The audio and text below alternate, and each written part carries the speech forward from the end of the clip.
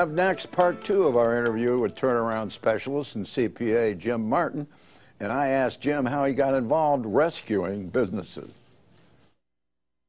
Well, Dave, typically you're going to be brought in, the firm will be brought in by either the creditor, the bank, or the owners or the equity that owns the company. The guys who are losing money. That's right, the guys that are losing money.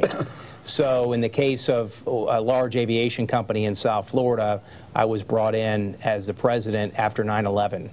Oh, geez, yeah. So this was a case where we had 750 employees. It was a maintenance business that was hard hit from 9/11. Like everybody in the aviation business. That's right. It was hard hit, and so we came in, we took charge, we addressed the cash flow issue. We stemmed the losses, recapitalized, or what they call restructured the balance sheet, and positioned the business for an uptick in the aviation industry, which eventually came. Yeah. And we ultimately recovered everything that they had lost and then some. Well, that was a brutal couple of years after 9/11 for a lot of people, you know. I tell people the aviation industry after 9/11 is what we're experiencing in this Great Recession across the board. The aviation industry was really the precursor in many respects. Well, what do you think about the aviation industry? You're experiencing that because of the turnaround. With all these mergers, do you think this will continue? Well, I mean, there's nothing left to merge anymore, really. No, that's right. Everybody is chasing the Southwest business model, and so and we talk about outsourcing, and Southwest had outsourced all of their labor, and so all they're doing is flying aircraft today. And I think a lot of the mergers today are associated with trying to position these what they call legacy carriers to compete against the Southwest Airlines of the world. And Southwest just bought AirTran, you were right? That's right. AirTran is now under the Southwest umbrella, and Southwest is expanding, as we know, and so they're doing something right. Right. Well, when you talk about a turnaround, do people call you? Or they say, okay, Jimmy, I'm in bad shape here, or you get a referral, or the bank says, hey, listen, Jimmy, you got to come in here and look at this. All of the above, Dave. We get referred in by clients. Existing clients will refer us to other to associates of theirs. We will be brought in by the equity, the owners of the businesses, or what they call private equity, or in some cases we're brought in by the banks who essentially own the business because the equity is completely wiped out. And so the bank is saying, get me out. Okay, I got you.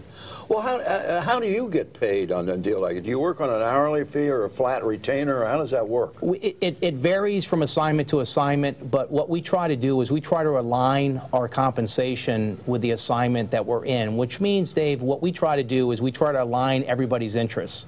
So I want to be paid based on the results that we deliver. Which is a novel concept.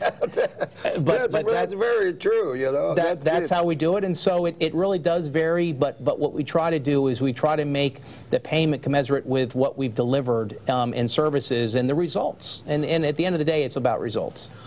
Well, what's your biggest success story?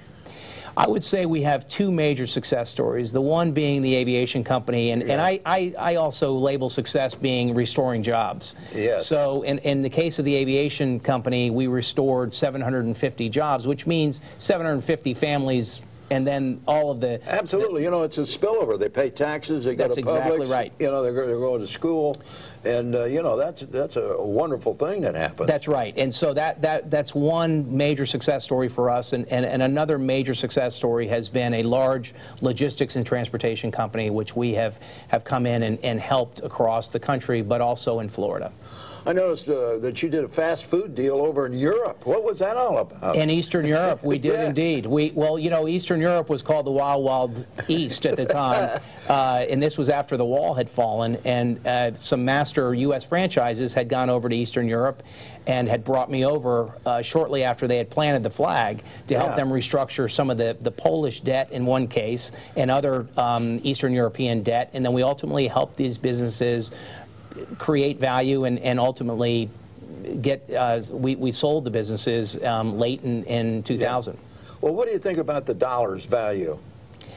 Well, the dollar's value, as we know, I mean, the dollar is diminishing in value, and again, it's correlated to the nation's debt.